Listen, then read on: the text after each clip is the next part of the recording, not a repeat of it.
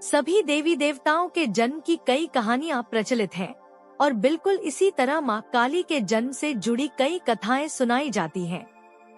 उन सभी कथाओं में से एक कहानी है जो सबसे ज्यादा प्रचलित है।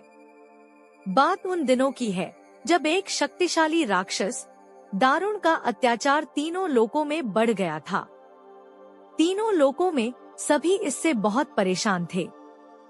सारे देवता दारुण के हाथों मात खा चुके थे। दारुण को वरदान मिला था कि उसकी मृत्यु एक स्त्री के हाथों ही हो सकती है। इस कारण सभी देवता हाथ जोड़कर ब्रह्मा जी के पास पहुँचे कि वे इसका कोई समाधान निकालें। इसके बाद ब्रह्मा जी ने एक स्त्री का रूप लिया और दारुण से युद्ध करने चले गए, लेकिन वो भी इस असुर को हरा नहीं पाए। अंत में सभी देवता ब्रह्मा जी के साथ भगवान शिव के पास गए और उनसे प्रार्थना की कि वे कुछ करें। सभी की प्रार्थना सुनने के बाद शिव जी ने मुस्कुराते हुए माता पार्वती की तरफ देखा। उनका इशारा समझते हुए माता पार्वती ने अपनी शक्ति का एक अंश निकाला। वह एक चमकता हुआ तेज था जो देखते ही देखते भगवान शिव के नीलकंठ से होते हुए उनके शरीर में प्रवेश कर गया। इसके बाद भगवान शिव ने अपनी तीसरी आंख खोली और तीनों लोग थरथर कांपने लगे। भगवान शिव की तीसरी आंख खुलने के बाद वह शक्ति उनकी उस आंख से बाहर निकली, जिसे देखकर वहां खड़े सारे देवता घबरा गए। उस शक्ति ने एक विशाल और रौद्र स्त्री रूप ले लिया था। उनका रंग रात सा काला गहरा और जुबान खून जैसी लाल थी। चेहरे पर आंख सा तेज था और माथे पर तीसरी आंख थी।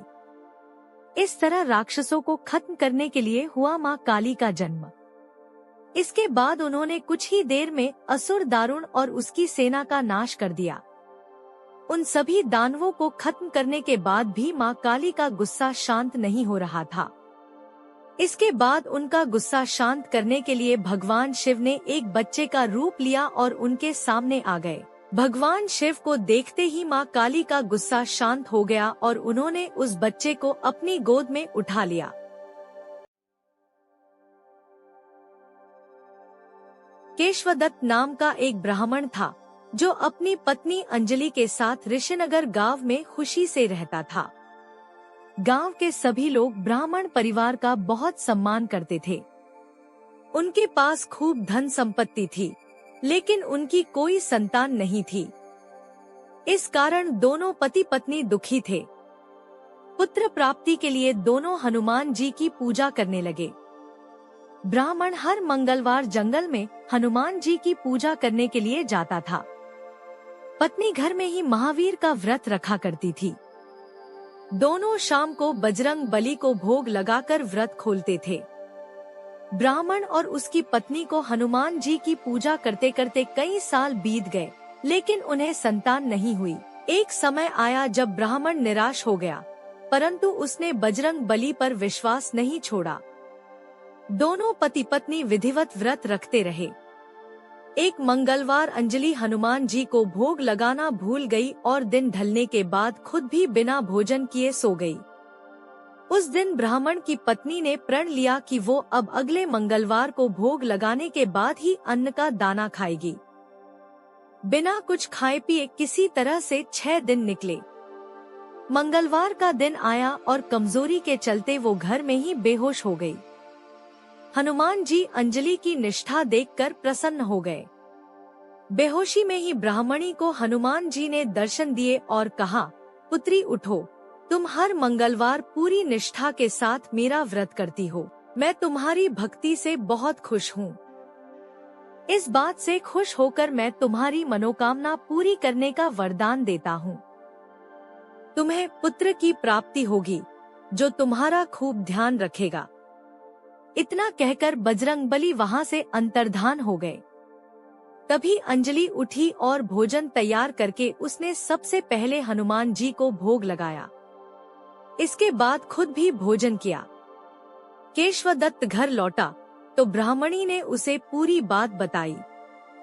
पुत्र वरदान की बात सुनकर ब्राह्मण को यकीन नहीं हुआ और वह अपनी पत्नी पर शक करने लगा। उसने अपनी पत्नी को बोला, तुम झूठ बोल रही हो। तुमने मेरे साथ धोखा किया है। कुछ समय बाद ब्राह्मण के घर एक सुंदर पुत्र का जन्म हुआ। दोनों ने उसका नाम हनुमान जी के नाम पर मंगल प्रसाद रखा। ब्राह्मण को हमेशा यही लगता था कि उसकी पत्नी ने उसे झूठी कहानी सुनाई और उसके साथ छल किया है। यह सोचकर वो बच्चे को मारने की साजिश रचने लगा। एक दिन मौका देखकर ब्राह्मण कुएं पर नहाने जाते समय बच्चे को अपने साथ ले गया। वहां उसने बच्चे को कुएं में फेंक दिया। ब्राह्मण के घर लौटने पर पत्नी ने उससे पूछा, मंगल कहाँ रह गया? वो भी तो आपके साथ गया था। पत्नी के सवाल सुनकर ब्राह्मण पहले थोड़ा घबराया और फिर बोला कि मंगल उसके साथ नहीं था। तभी पीछे से मंगल मुस्कुराते हुए सामने आया। यह देखकर ब्राह्मण दंग रह गया। केशवदत्त को रात को यह सोच सोचकर नींद नहीं आई कि मंगल दास कैसे घर वापस आया। उसी रात बजरंगबली ने ब्राह्मण को सपने में दर्शन दिए। हनुमान जी ने कहा, मेरे प्रिय पुत्र, यह तुम दोनों का ही बेटा है। मैंने तुम्हारी और तुम्हारी पत्नी की भक्ति से खुश होकर तुम्हारी मनोकामना को पूरा किया था। अपने पुत्र मंगल दास को अपना लो और अपनी पवित्र पत्नी पर शक करना छोड़ दो। सुबह उठकर ब्राह्मण ने सबसे पहले अपने बेटे को गले लगाया, फिर अपनी पत्नी से माफी मांगी। उसके बाद ब्राह्मण ने अपनी पत्नी को बताया कि वो किस तरह उस पर शक किया करता था और मंगल दास को अपना पुत्र नहीं मानता था। ब्राह्मण की पत्नी ने उसे माफ कर दिया और तीनों साथ में खुशी खुशी रहने लगे। कहानी से सीख, हर चीज को शक भरी निगाहों से न देखें। ऊपर वाले पर भरोसा रखने के साथ ही मंगलवार व्रत कथा अच्छे कर्म करने की सीख देती है।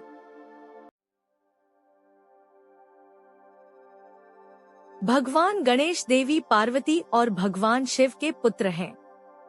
एक बार की बात है, जब भगवान शिव और देवी पार्वती अपने शयन कक्ष में विश्राम कर रहे थे।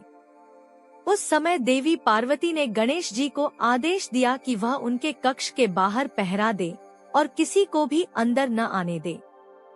माँ की आज्ञा गणेश जी के लिए आदेश थी। उन्होंने वैसा ही किया और कक्ष के बाहर पहरा देने लगे। उसी समय अचानक परशुराम वहां पहुंच गए। परशुराम भगवान शिव से मिलने के लिए बहुत उत्साहित थे। दरअसल उस समय पृथ्वी पर राजा कार्तवीर्य का अत्याचार बहुत बढ़ गया था और परशुराम ने इसी कारण उसे मार दिया था। यह खबर भगवान शिव को देने के लिए ही वह कैलाश पहुँचे थे। भगवान शिव के कक्ष की ओर परशुराम को तेजी से बढ़ता देख गणेश जी उनके रास्ते में आ गए और उन्हें रुकने को कहा, लेकिन परशुराम भगवान शिव से मिलने के लिए बहुत उत्सुक थे, इसलिए उन्होंने कहा कि मुझे भगवान शिव से मिलना ही है। परशुराम की इस बात को सुनकर गणेश जी बोले, मैं आपको अंदर जाने नहीं दे सकता। माँ ने किसी को भी अंदर न आने का आदेश दिया है। गणेश जी की यह बात सुनकर परशुराम गुस्से से लाल हो गए। उन्होंने कहा, तुम मुझे भगवान शिव से मिलने से नहीं रोक सकते। तुम नहीं जानते मैं कौन हूँ। इस पर गणेश जी ने कहा, आप कोई भी हो, उससे मुझे कोई फर्क नहीं पड़ता। मेरे लिए माँ का आदेश सबसे जरूरी है। मैं आपको किसी भी सूरत में अंदर नहीं जाने दे सकता। गणेश जी की इन बातों से परशुराम का गुस्सा 7वें आसमान पर पहुँच गया।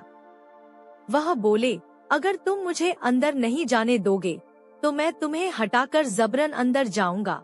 इतना कहकर परशुराम आगे बढ़ते हैं, लेकिन गणेश जी परशुराम को अंदर जाने से रोकने के लिए धक्का दे देते हैं और परशुराम दूर जाकर गिरते हैं। खुद का अपमान होता देख परशुराम जी गणेश जी को सबक सिखाने के लिए कई अस्त्र शस्त्र का इस्तेमाल करते हैं, लेकिन उनका गणेश जी पर कोई असर नहीं होता। अंत में परशुराम जी शिवजी द्वारा दिया गया परशु गणेश जी को मारने के लिए प्रयोग करते हैं। वह परशु भगवान शिव का था, इसलिए गणेश जी उसे पहचान जाते हैं और उसका सम्मान करते हुए उसका वार अपने एक दांत पर ले लेते हैं। परशु की चोट के कारण गणेश जी का दांत टूटकर जमीन पर गिर जाता है और गणेश जी दर्द से कराहने लगते हैं। गणेश जी की दर्द भरी आवाज सुनकर माता पार्वती और पिता भगवान शिव अपने कक्ष से बाहर आ जाते हैं और गणेश जी की यह हालत देख परशुराम पर क्रोधित हो जाते हैं। भगवान शिव और पार्वती को गुस्से में देख परशुराम को अपनी भूल का एहसास होता है और वह अपने किए पर क्षमा मांगते हैं। परशुराम की क्षमा पर माता पार्वती कहती हैं कि एक ऋषि होते हुए भी आपका क्रोध पर नियंत्रण नहीं है। क्षमा मांगने से क्या अब मेरे पुत्र गणेश का दांत वापस आ जाएगा? परशुराम कहते हैं कि जो भी हुआ वह मेरी बड़ी भूल थी, लेकिन इस घटना के कारण अब गणेश का आधा दांत व्यर्थ नहीं जाएगा। इस घटना के कारण ही अब से पूरी दुनिया में गणेश को एक दंत के नाम से जाना जाएगा।